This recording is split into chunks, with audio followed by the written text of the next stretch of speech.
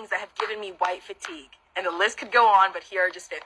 Karen's calling the police on black people for just existing, mass shooters being described as troubled young men, cultural appropriation without any appreciation, white people in locks talking about spirituality, all lives matter, I don't see color, white creators becoming famous for watered down versions of black culture, profiting off of black trauma on social media, weaponizing white tears, white savior complexes in real life and movies. I have a black Privileged people are the ones that sit around and make lists like this. The amount of privilege that you have to sit here and make a list about things of another race that bother you screams the kind of privilege that you possess. If you have time to sit down and make a list of literally 50 things and say you could go on forever about this, you have too much time on your hands. Get a hobby, get a job, maybe get an education, get anything you want. But the amount of privilege that it takes to sit here and make a video like this, post it to the internet, and then be like, I kind of ate with that. Literally insane.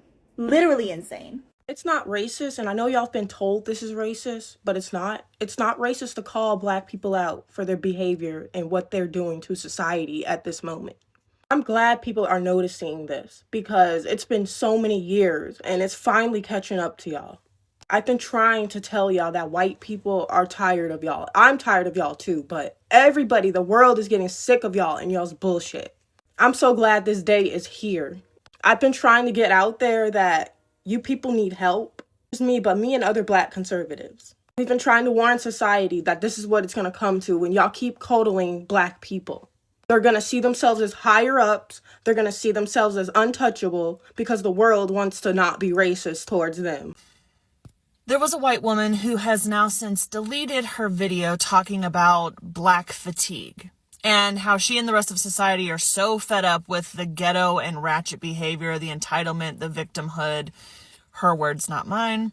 Couple of things. One, black fatigue is a real thing, but it's not what that lady was saying. Black fatigue is the emotional, physical, and mental exhaustion caused by the daily stress of living under systemic racism and its consequences. So the black community has black fatigue due to the oppression they've lived under in this country since its inception. Two, it never ceases to amaze me how little most white people are willing to look at the true history of this nation and understand that while they personally may not have owned slaves or lynched black people or used black babies as alligator bait or conducted experiments on black people or operated on black women without pain medicine because they didn't think black women could feel pain, they are still benefiting off the society and systems that made those things possible. Racism is deeply rooted in this country from the beginning. We stole this land from the indigenous Native Americans. We brought black people to this country against their will and sold them into slaveries. We ripped their families apart. We have maligned, maimed, and misused the black community since the first ship arrived on the shores of the United States. Do you understand how hard the fight has been to get even a semblance of equality in this country? And now, what little progress we've made is being undone by this administration. Trump and this administration has made people like that woman and the many racist commenters on that post feel comfortable to speak so publicly about their racist views and feelings. Because, spoiler alert, nothing will happen to them. Black people are questioned about everything they do, even if they're just walking down the street. Until this country as a whole accepts responsibility for how we were designed and built, this country will never see true equality. Hi there, just yelling into the void. So, part of my white fatigue is the complete unwillingness to understand white privilege and what it actually is. A lot of white people seem to think that when you tell them they have white privilege, that somehow you're telling them, well, you just had it easier, or you've never had a hard time, or you've never had down times, or you've never had to pinch pennies. Not the case. That is not what white privilege is. It doesn't mean that you haven't had hard times. What it means is that you haven't had, in addition to those hard times, a judgment placed on you by society of your skin color. You don't have that. And you have been able to take advantage of certain systems that are in place that uphold white supremacy. That is what white privilege is.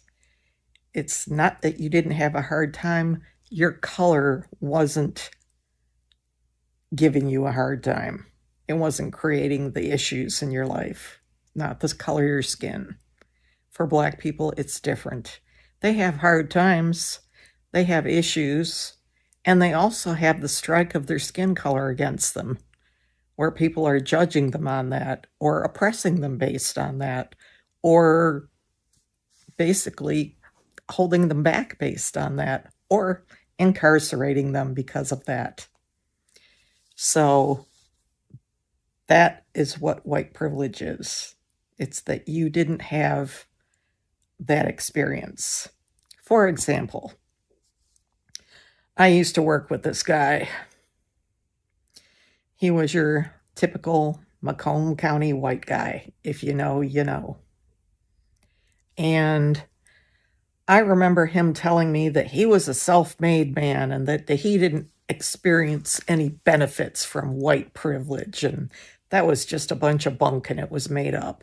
Well, he also talked about how there was programs in his neighborhood when he was growing up with the boys club and things like that, and how great they were and how they, really helped put them on a path, and had them interacting and learning how to socialize and kind of building connections. Yeah, building connections is really important.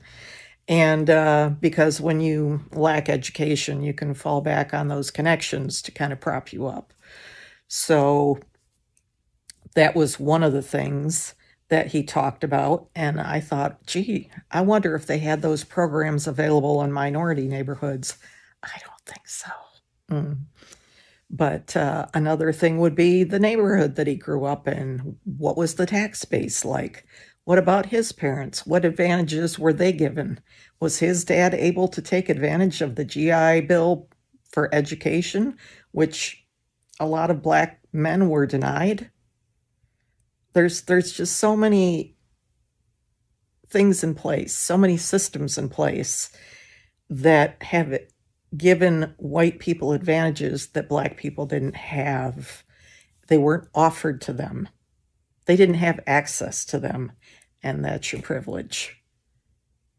I hope this helps. Black fatigue is when I can hear you 10 miles away in Walmart with your 5 kids. Black fatigue is when you have no home training and you have no idea how to act in public. And a lot of it is culture. I've been in the hood. I've been in the schools and the projects where I was the only white girl there. When the weakest group of females in existence proudly expose themselves but aren't smart enough to realize it.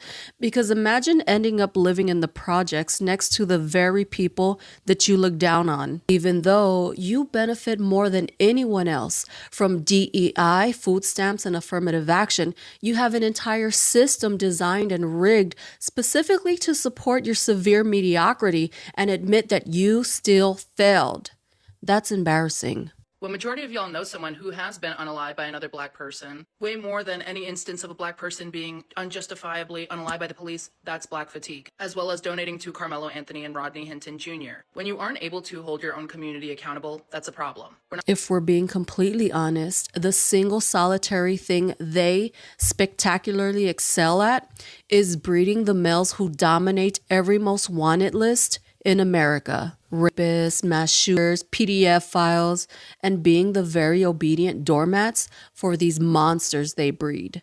God bless America. Meanwhile, Black women are outpacing the superior males academically and entrepreneurially, and doing it with fewer resources and none of the privilege. And I can 100% guarantee you that it's culture. Can you define anything about your culture outside of the extensive history of violence, control, and theft? I'll wait. I'd like to give some honorable mention of your consistent achievements, which include weaponizing your tears to end people's lives and bullying 5-year-olds and calling it patriotism. So accomplished. White people attempting to rebrand white rage by co-opting the term black fatigue as though it's a phenomenon they actually experience but only recently found the language to talk about is both dystopianly weird and tragically on brand. The copying, the whitewashing, the centering themselves by playing victim. But what's ironically telling about it is that the concept of racial battle fatigue is not new. It's been around for decades, and the term black fatigue has been used by black people for quite a while. Mary Frances Winters wrote a book that came out in 2020 titled Black Fatigue, and it describes the mental, emotional, and physical exhaustion that black people experience because of systemic racism. Now, notice how black people didn't call that white fatigue, because the purpose is not to assign blame in order to justify bad behavior. It is called black fatigue because it is a harm that black people experience, and so their focus is on addressing and combating that harm. Whereas when white people talk about experiencing black fatigue, they are not talking about a harm that they experience because of black people or anybody else. They are literally telling on their own inability to live in society with black people. And that's not new either. That's a pathology that has existed for hundreds of years, but call it what it is, white rage. A viral video of a white woman talking about black fatigue and how we don't need to give the black community reparations because we weren't around during slavery and neither were they. There were thousands of comments. This was going viral so quickly. Fully expecting to see people fighting her in the comment section. No, thousands of comments of white people, mostly. There was one Native American that was like, as a Native, thank you for saying this. I was like, what? There were so many white people in the comments saying, we're sick of this. Did they think that we were going to be silent for this long?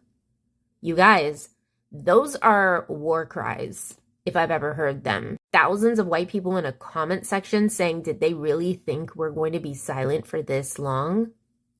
That's not good. And then I looked back. I saved the video. Literally, this was like 20 minutes ago. I saved the video and then I was going to reference it in this one, but it either has been taken down or she took it down herself. She deleted it.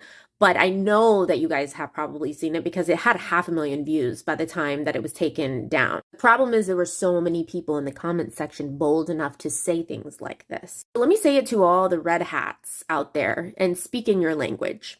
No one cares about your feelings. We need to talk about facts. And if you don't like the facts, you can go cry about it. Here are the facts. There's a thing called epigenetics. Whatever happens to your ancestors affects your mentality, your emotions, and your physical body for generations after generations after generations. It makes you ill. It makes you suffer emotional triggers that you wouldn't normally have if your ancestors did not go through those things. That is science. Now let's talk about history. Tulsa, Oklahoma. Does that ring a bell? Philadelphia, Pennsylvania. If you don't know what happened there and you're a red hat, let me tell you a little history lesson. The black community was crawling out of the shithole that we left them in. And they created amazing communities where everybody was working together and they had fabulous education and people had money. The United States government bombed their communities, bombed, literal bombs dropped. Tulsa, Oklahoma, Philadelphia, Pennsylvania. That wasn't even reparations. They were doing this themselves, cultivating this themselves, trying to bring themselves up. Any community that was systematically used and abused by the rest of society needs reparations. That includes the Native. Don't even get me started on Native Americans. I have a whole thing that I think they deserve, which some of y'all might even think I'm crazy, but this is about the black community right now. Yes, they deserve reparations. They get the short end of the stick almost every single time. This is not just a white, blue-haired woman talking about this. These are facts. And again, facts over feelings, right? Facts over feelings. Even though I don't think this way, nobody that I know thinks this way. You guys have made it very clear in the comment section that a lot of you do. Reparations isn't going to fix everything. What we need is a systematic approach to cultivating generations of people so that they can finally get a leg up in a world that has chopped them off at the kneecaps and continues to chop them off at the kneecaps. Right now, in low-income areas, the government is not giving these counties money for their education systems. Taxes that a certain area pays, I don't know if a lot of people know this, you should, But the taxes that certain areas pay directly affects the type of schools they have. The community is underprivileged. They're going to be underserved. And it's not going to get better. That is how our system in the United States is set up. Period. That right there needs to change. I don't want to hear any other white people talking about Black fatigue. You think you're fatigued? And I've seen the discourse on Black TikTok with them talking about Black fatigue as well. They do make some points themselves. But again, white people, those are their points to make.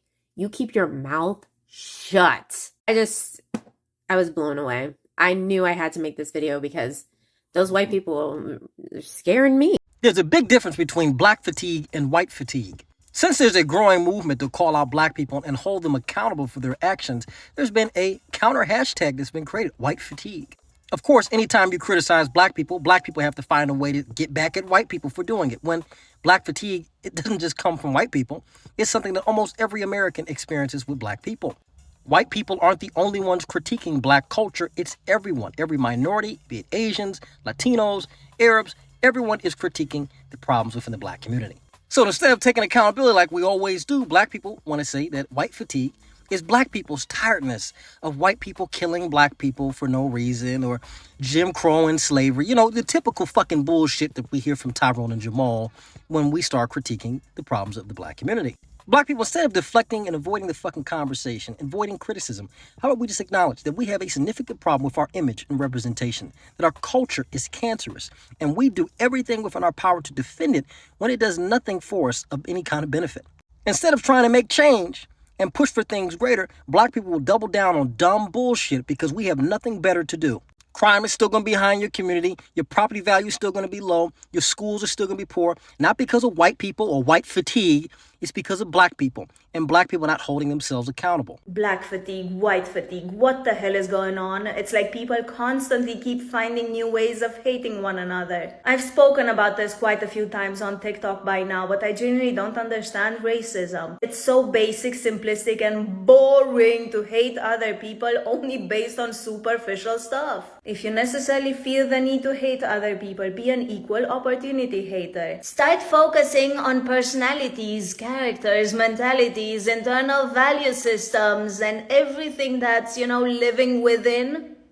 Because at the end of the day, superficial details don't make any difference. They don't take anything away and they don't contribute anything. You know what actually does make a difference in life? As sad as this will sound, it's money. That will open doors, generate access, opportunities, and privileges. So instead of wasting so much time on being so frustrated and pissed off about all of that nonsense, you probably should start focusing on your talents, skills, intelligence, and everything else that will get you there. It's much better invested time. Everything else is just dumb. If someone would tell me that in 2025 we'd be talking about fatigues in terms of races, I wouldn't believe that. In fact, I would dismiss those claims. But it's sad that it has come to this point where we're talking about being tired of a certain race. And it's mostly blacks versus whites, whites versus black. This community trying to gaslight the other and the other trying to make a comeback out of it. I mean, we're one, no? And we know one, we're all humans. I mean, let's just live life. Let's just work hard, try to fulfill our dreams. Let us be happy. Let's just live like humans. I don't understand all this. I don't know. Do you find this weird? I mean, would you believe that we are talking about this thing in 2025? Would you? Come on. Let me know your thoughts in the comment section down there below. Share your thoughts. Let me meet you in the next one. Peace.